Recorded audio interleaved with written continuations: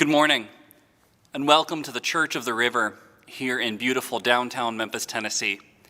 My name is Sam Teitel, and I have the joy of serving this congregation as minister. If you would like to learn more about our congregation or get more involved or get on our mailing list, stick around after the service, and there will be information on your screen that will tell you everything you need to know. And of course, if you want to stay up to the minute knowing what is going on in the life of our community, you can find us on Facebook, Twitter, and Instagram. Our worship service will now begin. We gather together this morning to worship, a group of seekers looking to be nourished, looking to be held, looking for a safe place to name our collective fears. We light our chalice this morning in gratitude at the chance to be together and to be known. We light our chalice in the spirit of community. Come, let us worship together.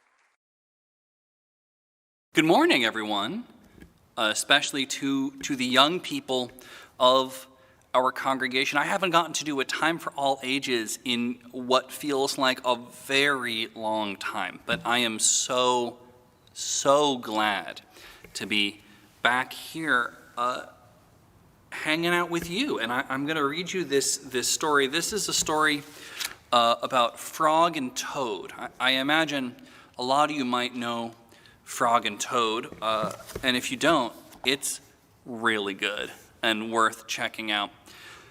This is a story called Dragons and Giants.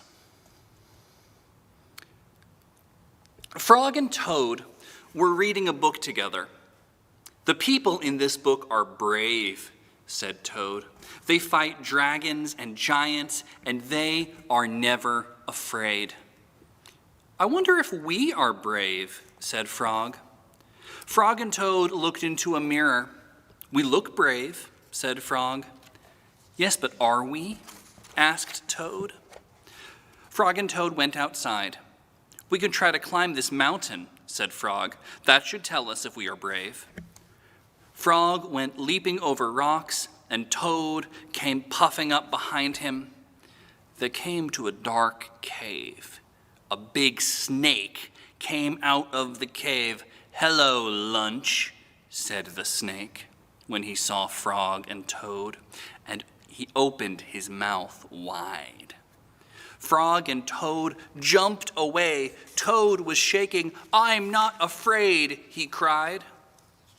They climbed higher, and they heard a loud noise. Many large stones were rolling down the mountain. "It's an avalanche," cried Toad. Frog and Toad jumped away. Frog was trembling. "I'm not afraid," he shouted. They came to the top of the mountain. The shadow of a hawk fell over them. Frog and Toad jumped under a rock. The hawk flew away. "We're not afraid," screamed Frog and Toad at the same time. Then they ran down the mountain very fast. They ran past the place where they saw the avalanche. They ran past the place where they saw the snake. They ran all the way to Toad's house. "Frog, I am glad to have a brave friend like you," said Toad. He jumped into bed and pulled the covers over his head. "And I am happy to know a brave person like you, Toad," said Frog. He jumped into the closet and shut the door. Toad stayed in the bed, and Frog stayed in the closet. They stayed there for a long time, just feeling very brave together. And what I love about this story, and what I think makes this story so interesting and so important, is that Frog and Toad, they say that they're not afraid, but of course we can see that really they are afraid. But they also say that they are brave, and I think that's true, because I think part of being brave means, being brave doesn't mean that you aren't afraid.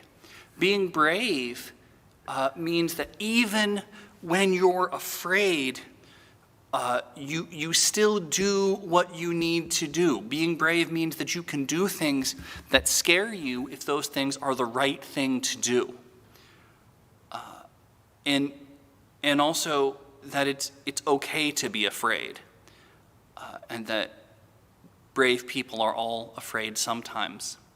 And that Frog and Toad have each other. And sometimes when we are afraid and we know we need to be brave, the best thing that we can do is, get a friend with us, get the people that we love, get our parents and our siblings and our families around us, and are the members of our congregation. And those people, even if it's just, socially distanced, those are the people who can help us be brave when we need to be. So now I will invite all of the grown-ups to hold up blessing hands towards the young people around you. And if you don't have young people around you, just hold your blessing hands in the air and think about all of the young people from our congregation. And repeat after me as I say, "You are beloved. You are important. You are powerful. Go in peace.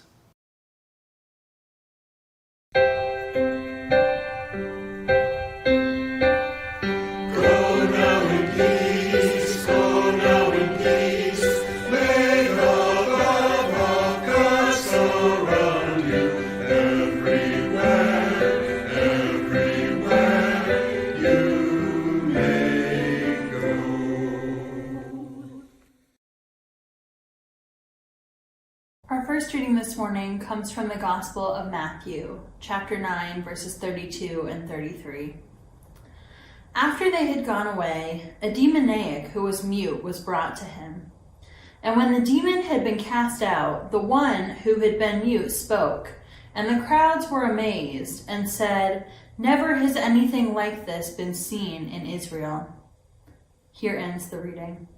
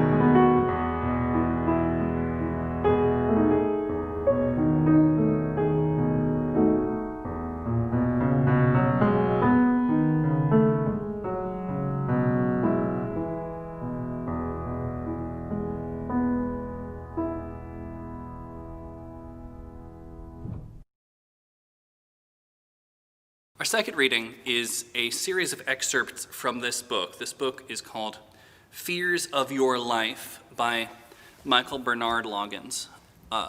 This book was created at Creativity Explored, which is an art studio in San Francisco for people who are neurodiverse. And so Michael Bernard Loggins is one of those people, and he created this book, and it is a list of fears. It is a list of his fears and things that he imagines people might be afraid of, and his reflection and philosophy about the nature of fear. I will say unequivocally that it is one of the most brilliant things I have ever read. And you may notice when I read the excerpts that Michael's phrasing and grammar might be different from what we're used to. But I haven't messed with it. I've left it intact because I would never mess with the work of another writer in that way, particularly one who is so much wiser than I am. So this is some selections from Fears of Your Life by Michael Bernard Loggins. Fear of hospitals and needles, fear of school and dentists, fear of black cats, fear of monsters being under my bed, fear of intruders coming into the house to steal things and hurt us all, fear of being followed, fear of dogs, fear of strangers, fear of time bombs, fear of noises and bumps in the middle of the night, fear of toys that comes on by itself without anyone touching it, fear of someone doing wrong to you and don't want you to do wrong back to them, fear of getting in deep trouble or going to get in deep trouble, fear of getting run over by a car when not paying attention, fear of being caught by being with the person that steals, Fear of tall giraffe, fear of some birds, fear of bears, fear the television will explode if you turn it on. People are fearful of me, which I wonder is they think that I'm all that terrible, or I'm thinking that they think I'm not human at all, because when they sit next to me, then they get back up and move away from me. I may be a stranger, but that doesn't make me a created monster or something like that. Fear is like this. Someone like a woman that you grab hold of her hand and going down the escalator when of a sudden you happens to be holding a stranger's hand, not realizing that she isn't your mother. It's scary. Fear is like this. If you are ever getting out of your car and not alert and just going on doing what you normally wouldn't dream of doing, not paying attention and not thinking clearly or not focusing on what is happening and not aware or not careful, somehow ended up locking your baby in a closed door to your car will have you panic, and it's scary. Would you be fearful if a rain cloud stood over your head and rain all over you? Would you be fearful if it follows you everywhere you go and it just scared the heck out of you? The rain clouds get so dark, gray weather we have, and it starts to pour like lots of buckets of rainwater all over you, and you will be all drenched all over yourself from the rainwater itself, said Michael Bernard Loggins.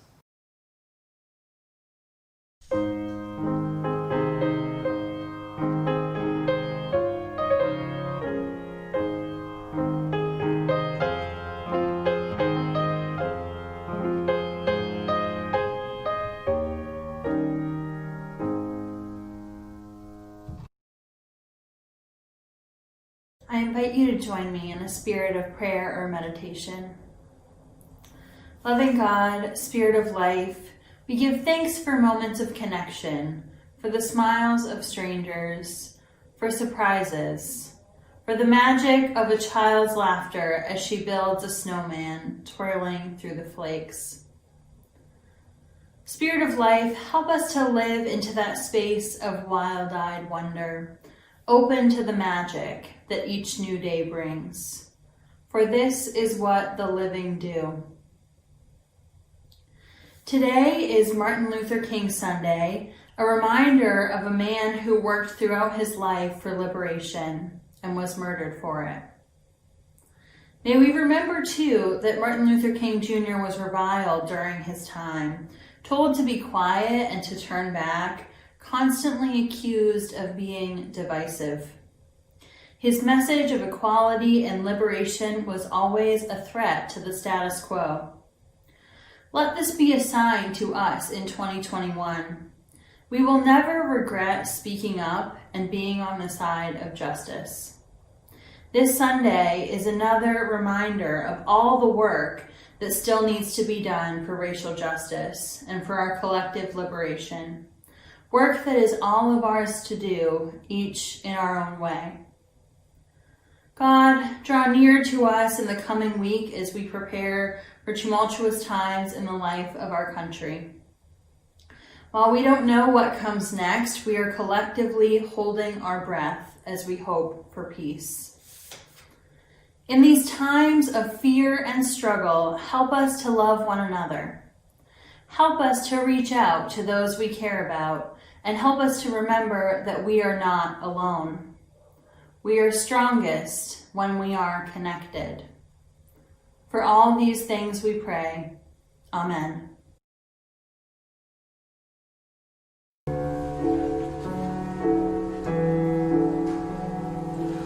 No one is alone.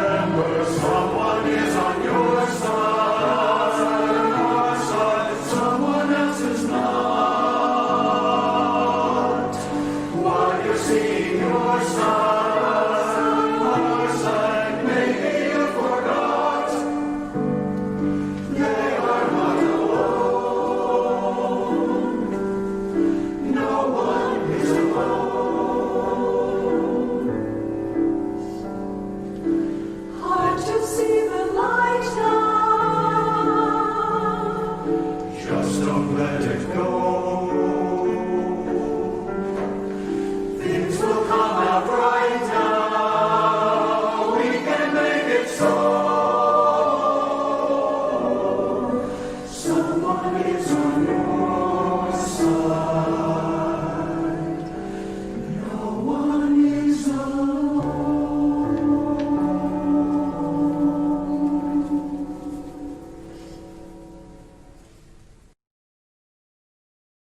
We've come to that time in the service when we ask you to give and to support our congregation. If you are feeling called to give to the Church of the River financially, there are instructions on your screen that will tell you how to do that. And if you would like to support Church of the River in other ways, one of the great ways that you can do that is to go to our Facebook page and give us a like and leave us a positive 5-star review would be awesome. And, you know, as always, help by sharing what we post on social media. That is a way you can help the church that doesn't cost a thing, and it makes a real difference.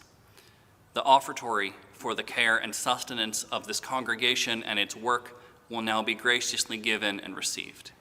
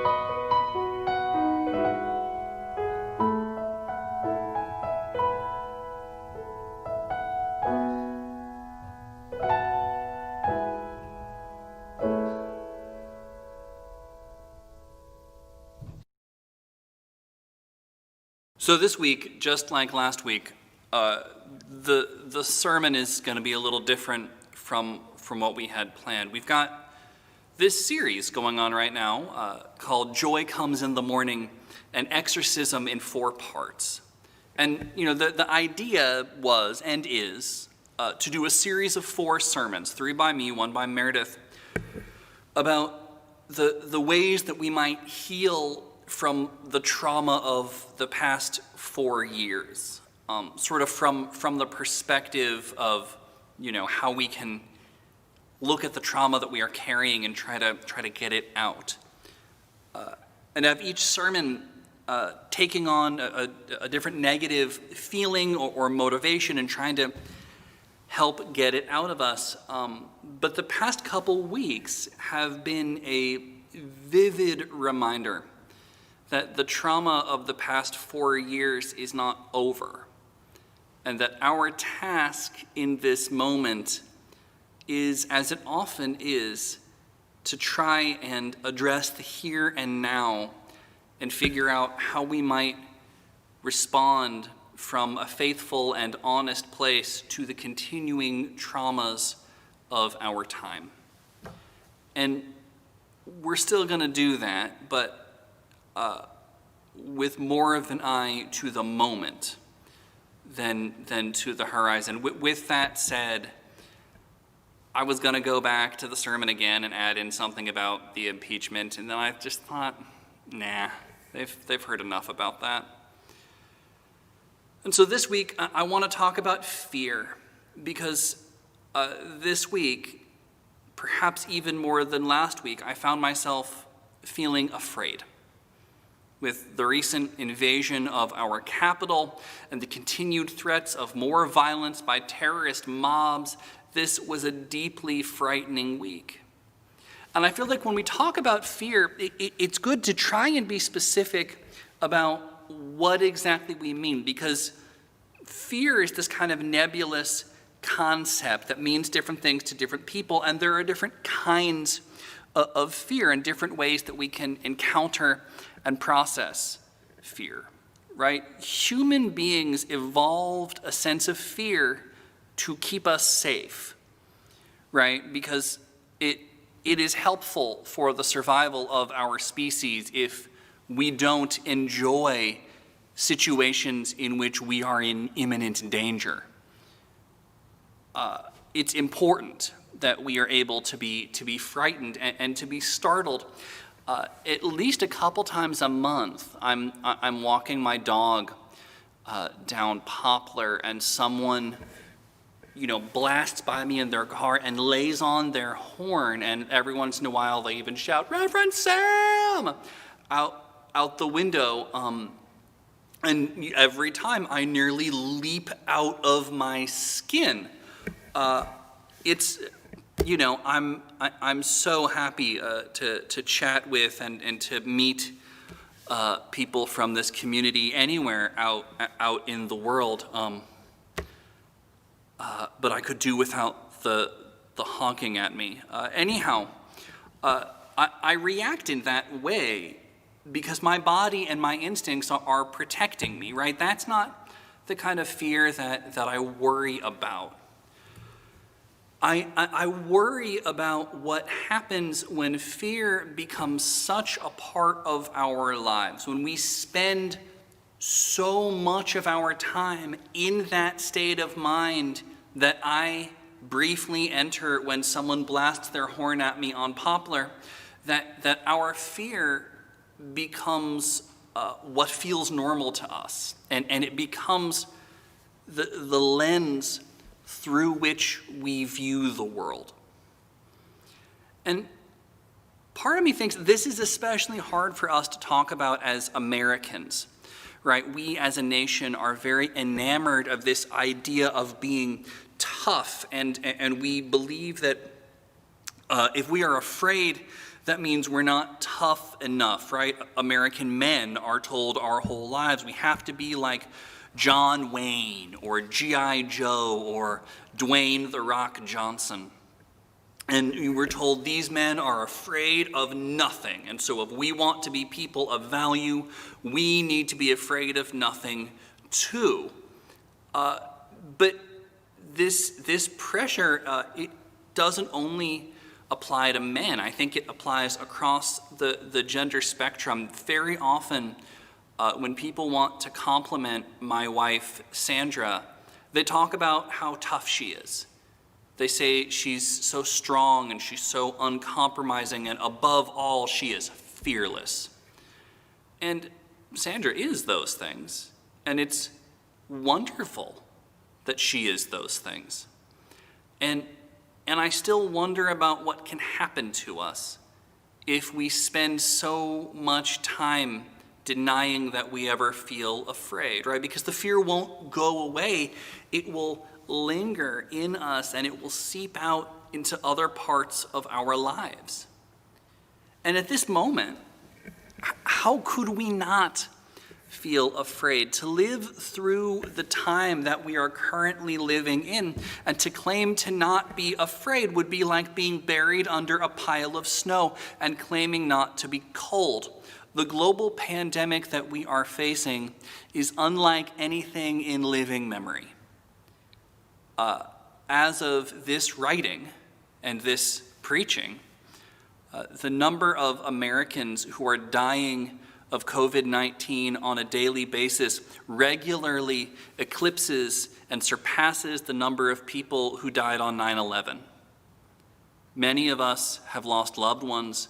Many of us are fearing for our own health, and on top of that, we have these incidents of hateful violence occurring all over our country and urged on by our president. It would be ridiculous not to be afraid. We have been living in this state of fear for so long that it can be difficult to avoid letting this fear take over our lives. I'm thinking about, this story that we read this morning about Jesus healing this man who is possessed by a demon, and the demon is causing him to become mute. It's a funny little story. It's one of the shortest exorcism stories in the Gospels. It basically just says, what they would call a demoniac was brought before Jesus, and Jesus healed him, and the man proclaimed that he was healed, and the Pharisees started telling people that Jesus was evil. The story doesn't give many details, and it gives no details on the exorcism itself, which is funny because last week I went on and on about how every exorcism narrative in the Gospels gives all the gory details of how Jesus did what he did, and I talked about what that means, but it turns out that all I would have needed to do to see that I was super wrong was to look at the reading that I myself had selected for the following week. But I look at this story, and I think about this invasion of the United States Capitol that happened just last week, and I think the similarities are striking. Because these people who invaded the Capitol, they themselves were muted in a way, right? They weren't physically unable to use words or communicate, but they were so filled up with fear and with negativity that their fear is what was doing most of the talking, to the point where their own voices were barely present. And when people become that overtaken by fear, the results can be disastrous. 5 people were killed in the Capitol last week, and this weekend we honor Martin Luther King Jr., who was somebody who pushed boundaries and spoke out for justice and equality, and who caused such fear in people who were attached to the status quo that one of those people assassinated him only a short walk from where I stand right now. And fear begets fear, right? Because how could a person not feel afraid after witnessing what fear wrought in our Capitol building last week? That was the point. That's what terrorists do. They try to terrify people. The group who stormed the Capitol admittedly didn't seem to be afraid of facing meaningful consequences for their actions, nor were they apparently afraid of COVID-19, judging by their lack of masks, but they were afraid.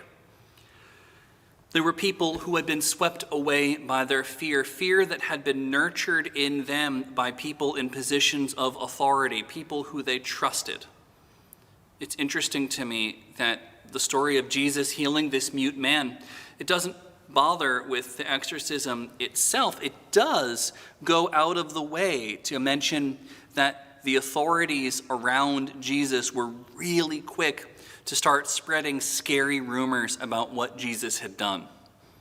It's important to remember that our president was not the first political leader to see his power slipping away from him and to respond by telling people lies that got them so scared that they lost their ability to speak with their own voice.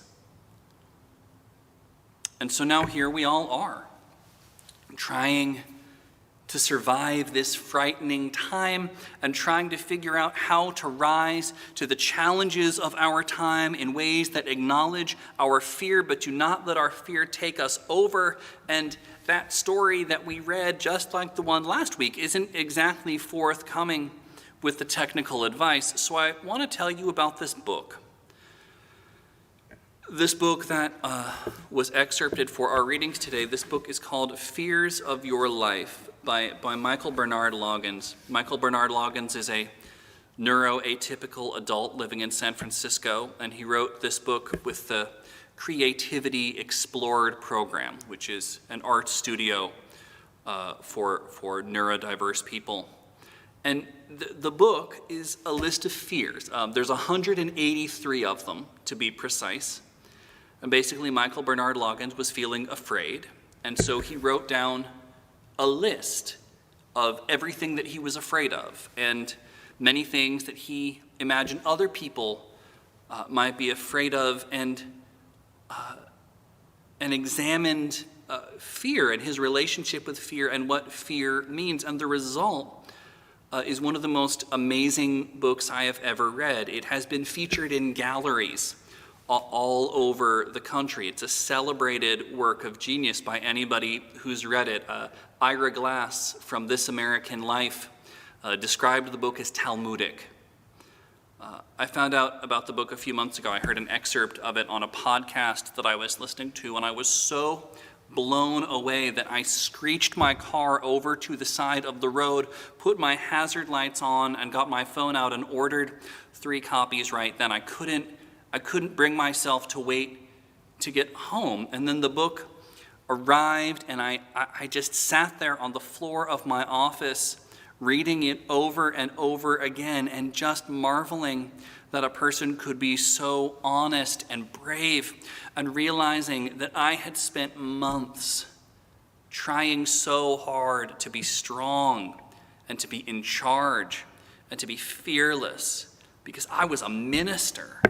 I was a minister leading a congregation in a pandemic, and I was about to be a father, and the world needed me to be stoic and unshakable when really I was terrified. Right? I mean, that's why I responded so strongly to this book. You know, I had just tested positive for COVID-19, and my wife was about to have our first child in a matter of weeks, and the president was bellowing threats of violence, and my congregation was about to go 2 months without me in the middle of the deadliest pandemic in living memory, right? I can look at those guys who stormed the Capitol, and I can talk about how they were taken over by unchecked fear, but I have to tell you, there's been several times in the past 10 months when I have felt like I was a hair's breadth away from losing myself to my fear. I think that's true for a lot of us. And so the answer isn't to pretend that we aren't afraid. The answer is to be like Michael Bernard Loggins and to name our fears in a way that is honest and real and that is also kind and compassionate to ourselves. Because there is no antidote for fear that works quite as well as saying things that have been going unsaid. I keep telling myself that the instinct that causes me to leap aside when somebody shouts at me from a speeding car, that is the same instinct that causes us to recoil at the horrors that happened in our Capitol building. It is a gift. In Fears for Your Life, Michael Bernard Loggins asks the following questions. And please note, as I said earlier, but podcast listeners might not have heard it, that I have left Michael's phrasing intact because I would never presume to mess with a piece of writing by somebody so much wiser than I am. He writes, "Does fear make you smart, or does it take you over? It tries, but it also saves your life." You know, during this pandemic, I've made a whole bunch of pastoral phone calls, and a lot of people have told me that they're scared and that they're upset and that they're frustrated, and I feel horrible for those people, but I don't worry about them as much as I worry about the people who tell me that they're doing fine and that they don't think any of this is even really a big deal.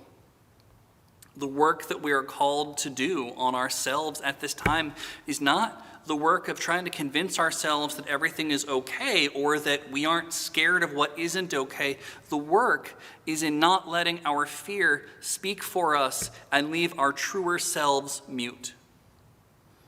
And the work also lies in asking for help and in trusting each other to see when our fear is taking over and to help us get to a better place. I love that the man in the story is brought to Jesus by his friends, right? He acknowledges that he needs help. His friends acknowledge that he needs help, so they take him to a spiritual presence. They lift him up in their religious community, right? We see somebody in a spiritual community being told, you don't have to let this fear render you unable to express your own truth.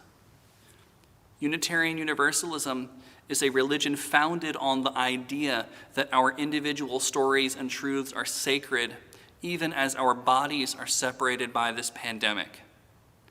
Now more than ever, it is the role of our community to come together in our fear and in our grief, and to allow the people who love us to give us the courage to be as afraid as we need to be, and the courage to love and build even so. Amen.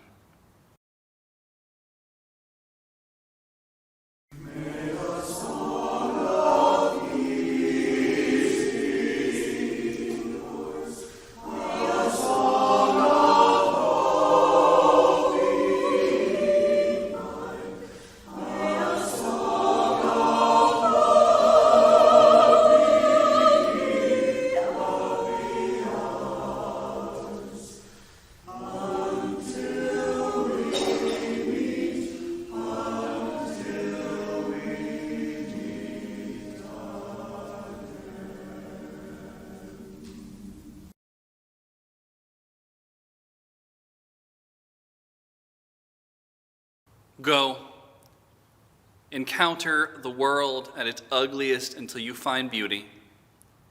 Go, encounter the world at its cruelest until you find compassion. Go, encounter yourself at your worst until you find that you are a beloved child of God. Go in peace, and amen.